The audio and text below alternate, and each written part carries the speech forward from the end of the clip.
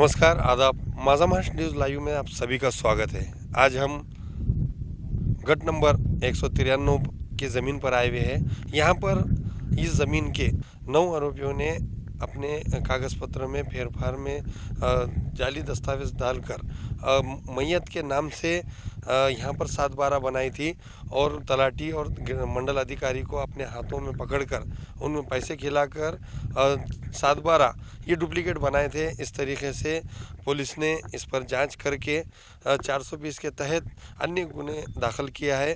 9 आरोपियों के खिलाफ में ग्रामीण पुलिस स्टेशन में गुना दाखिल हुआ है। हम देख सकते हैं कि किस तरीके से 193 ये गट नंबर है जिसमें 27 एकड़ ज़मीन है। इस खेत के किस तरीके से आरोपियों ने अपने तलाटी मंडल अधिकारी को अपने हाथों में पकड़कर उन्हें संगमत करके इसमें फेरफार किया और एक जो मृत्यु हुई है जिनकी डेथ हो गई उस महिला का नाम का वापर करके यहाँ पर फेरफार के कागज़ बनाए। ये 27 एकड़ जो है ज़मीन है और ये यहाँ पर तुप्पा जौहर नगर तुप्पा के परिसर में आती है। और आप देख सकते हैं कि किस तरीके से ग्रामीण पुलिस स्टेशन में 9 आरोपियों के खिलाफ में 420 के तहत अन्य कलम के तहत ये गुना दाखिल हुआ है। आज हमारे साथ तकरारदार के एडवोकेट आसिफ खान हमारे साथ है। जानते हैं कि जिस तरीके से ग्रामीण पुलिस स्टेशन में 420 के तहत अन्य गुना दाखिल हुआ है और ये लोग कितने हैं और प्रकरण क्या है ये इनसे हम जानते हैं। ये ग्रामीण पुलिस स्टेशन का है, ग्रामीण पुलिस थाने का। और ये जो गुना दाखिल हुआ है ये 30 मार्च 2024 को एफआईआर क्रमांक 0261 के तहत में, और इसमें जो कलम लगी है 420, 463, 464, 465, ऐसे टोटल 24 कलम लगे हुए हैं आईपीसी के तहत में। और जो आरोपी है इसमें टोटल 9 आरोपी है, जिसमें पहले नंबर पे वजिया बेगम भ्रता अब्दुल रऊफ़ खान, आरोपी नंबर 2 अब्दुल शकूर खान पिता अब्दुल रऊफ़ खान, आरोपी क्रमांक 3 अजीमुद्दीन खान पिता अब्दुल रऊफ़ खान, आरोपी क्रमांक 4 इब्राहिम खान पिता अब्दुल रऊफ़ खान, आरोपी क्रमांक 5 फ़रज जहां बेगम जलील खान, आरोपी क्रमांक 6 निखत फ़ातिमा भ्रता आरिफ खान, आरोपी क्रमांक 7 रुमाना फरनाज भ्रता मोहम्मद साजिद, आरोपी क्रमांक 8 फरानाज पिता अब्दुल रऊफ़ खान, और आरोपी क्रमांक 9 आयशा फ़ातिमा पिता अब्दुल रऊफ़ खान। ये सब लोग रहने वाले हैं मंडई नांदेड़ इतवारा के।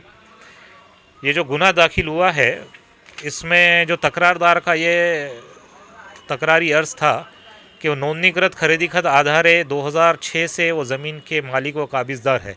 गट नंबर 193 27 एकड़ ज़मीन के मालिक व काबिज़दार होने के नाते 2006 से उनके नाम पे 7/12 फेरफार है। आरोपियों ने संगनमत किया तलाठी मंडल अधिकारी के साथ में और उनका फेरफार उड़ा दिया था। फेरफार उड़ाने के बाद में 2017 में फेरफार उड़ा दिया था। 2017 में फेरफार उड़ाने के बाद में तकरारदार ने महसूल न्यायालय में उसे चैलेंज किया और उसके बाद में उनका फेरफार रिस्टोर हुआ 21 मार्च 2022 को। रिस्टोर होने के बाद में वह आरोपियों ने फिर से एक याचिका दाखिल की अपर जिलाधिकारी कार्यालय नांदेड़ में, याचिका क्रमांक CR 74 2022 के तहत में, जिसमें 10 अपीलार्थी थे। फेरफार रद्द करने की उनकी मांग थी। और उसमें हुआ ये कि जब 10 अपीलार्थी थे, ये याचिका उन्होंने मई 2022 में दाखिल की। और जब याचिका दाखिल किया तो इसमें एक अपीलार्थी का इंतकाल हो गया, वो डेड हो गए। जब डेड हो गए तो ये अपीलार्थी का काम था कि ये न्यायालय के सामने उस मैटर को रखे, उसके वारिस को रिकॉर्ड पे लेके आए। लेकिन आरोपियों ने इस बात को छुपा के रखा, आरोपियों ने और आरोपियों के वकील ने छुपा करके रखा और प्रकरण को शुरू रखा। आरोपियों ने एक मरण पावलेली व्यक्ति, मरे हुए इंसान के बिहाफ में वाद किया, युक्तिवाद किया, रिटर्न सबमिशंस किया। और 27 सितंबर 2023 को आदेश भी पारित किया, अपर जिलाधिकारी ने आदेश पारित किया, जिसमें एक डेड पर्सन का नाम भी है ताज अली फ़ातिमा, जो कि अपीलार्थी क्रमांक 8 थे। ये एक फ्रॉड उन्होंने सिर्फ तकरारदार के साथ ही नहीं बल्कि शासन के साथ भी किया। और ये करने के बाद में अपील अलाउ हुआ, अपर जिलाधिकारी ने अपील उनका अलाउ किया, तकरारदार का फिर रद्द करने का आदेश किया। इसकी नाराज़ी से तकरारदार ने अपर विभागीय आयुक्त औरंगाबाद में अपील दाखिल किया, वहाँ से उन्हें स्टे मिला। और स्टे जैसे थे का आदेश होने के बावजूद भी आरोपियों ने तकरारदार का फेरफार 16 जनवरी 2024 को रद्द किया। और आरोपियों ने तलाठी मंडलाधिकारी को अर्ज़ किया, जिसमें मरण पावलेली व्यक्ति ताज अली फातिमा का भी नाम है, उसको भी अर्ज़दार बनाया उन्होंने। और अर्ज़दार बनाने के बाद में उन्होंने जो फेरफार किया तलाठी मंडलाधिकारी ने, उसमें ताज अली फातिमा जो कि एक मरण पावलेली व्यक्ति है, डेड पर्सन है, उसका भी नाम इन्वॉल्व किया।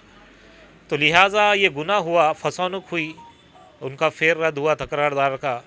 इसके तहत में उन्होंने तकरार की और ग्रामीण पुलिस थाने ने वो तकरार के तहत में 420 और इतर ऐसे टोटल 24 कलमों के तहत में आरोपियों के खिलाफ़ में गुनाह दर्ज किया। और अभी और गुनाह दर्ज जब हुआ, इसमें उन्होंने एक प्राथमिक जब तपासनी किया तो उसमें से आरोपी क्रमांक 2 शकूर खान को वहाँ पे पुलिस थाने बुलाया गया। और उससे जब उन्होंने तपासनी चौकसी की तो उसने उसमें कबूला कि ताज अली फातिमा का इंतकाल जो हुआ ये 23 अक्टूबर 2022 को हुआ और डेथ सर्टिफिकेट भी उसका मौजूद है।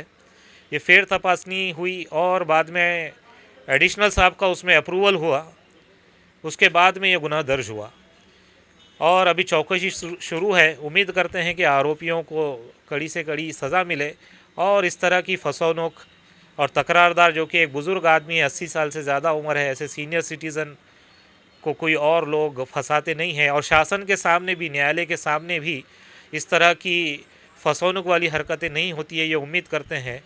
और कड़ी से कड़ी कार्रवाई आरोपियों के ख़िलाफ़ हो, ये उम्मीद करते हैं। सर, जिस तरीके से ऐसा कुछ कर्मचारी अधिकारी भी जो है इस तरीके से फेरफार करते हैं और ख़रीदी बिक्री होती है, तो लोगों ने भी किस तरीके से ये देखना चाहिए और कर्मचारियों ने भी इस पे शानिशा करके ये चीज़ को देखना चाहिए और इसके लिए उन पर भी कार्रवाई होना, इस वास्ते आपने क्या किया? हाँ, बिल्कुल सही है। जैसा आपने कहा कि उन्होंने शहनिशा करना चाहिए था। जैसे अर्ज़दार अभी कोई भी अर्ज़ कर रहा है या अपील कर रहा है न्यायालय पे, तो ये जो प्रिसाइडिंग ऑफिसर का, चाहे तलाठी हो, मंडलाधिकारी हो या इवन अपर जिलाधिकारी हो, ये इनका काम है कि वो वेरीफाई करे। अगर ये वो लोग वेरीफाई करते तो ये मैं समझता हूँ ये गुनाह नहीं होता।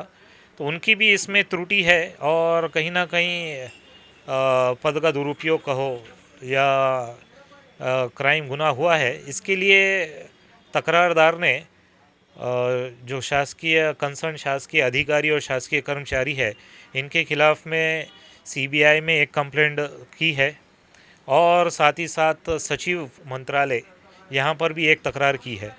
उम्मीद करते हैं कि जो इसमें जो भ्रष्टाचार हुआ है या जो फसौनुक हुई है, इसका पूरा ये केस उजागर होता है और आरोपियों को सज़ा मिलती है और तकरारदार को इंसाफ मिलता है और औरों के लिए एक ये सबक होता है ताकि औरों की भी इस तरह से कोई फसौनुक ना हो और इस तरह से शासकीय अधिकारी या शासकीय कर्मचारी द्वारा काम ना हो कि जो मर रहा है, मरे हुए व्यक्ति का भी नाम पे आदेश भी निकल रहा है और उनके नाम पे फेर भी हो रहा है।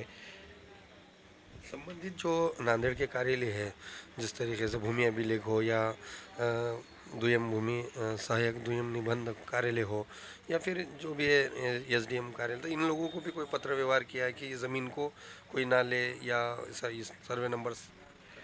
जी हाँ, इसमें जो दुय्यम निबंधक कार्यालय है नांदेड़ का, वहाँ पर ऑलरेडी तकरारदार ने अर्ज़ किया है कि एक बेकायदेशीर रेतिया उनका फेर हटाया गया और एक बोगस फेरफार किया है आरोपियों ने गट नंबर 193 का।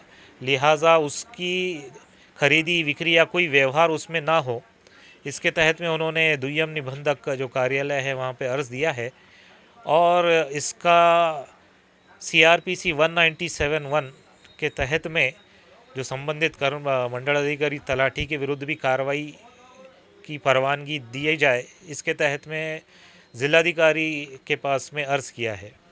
मगर ऐसे कोई गरीब गुरबा रहते हैं, इन लोगों के लिए भी, इन ज़मीन भूमाफियाओं के लिए आप क्या कहेंगे जो राजकीय इसमें मैं समझता हूँ जिन्होंने भी अपनी ज़मीन रखी है उन्होंने बहुत अलर्ट रहने का दौर है ये। इसमें अपना रिकॉर्ड सबसे पहले प्रॉपर चेक करते रहे, ज़मीन का 7/12 है, रजिस्ट्री है, और फेर फार का जो जैसे टाइटल होता है, जो अभी जैसे देखा या तकरारदार का इसमें 2006 में उन्होंने ख़रीदा, 2006 से 2000 अभी तक का टाइटल है। और जिनसे इन्होंने ख़रीदा था उन्होंने 85 में ये ज़मीन को ख़रीदा था।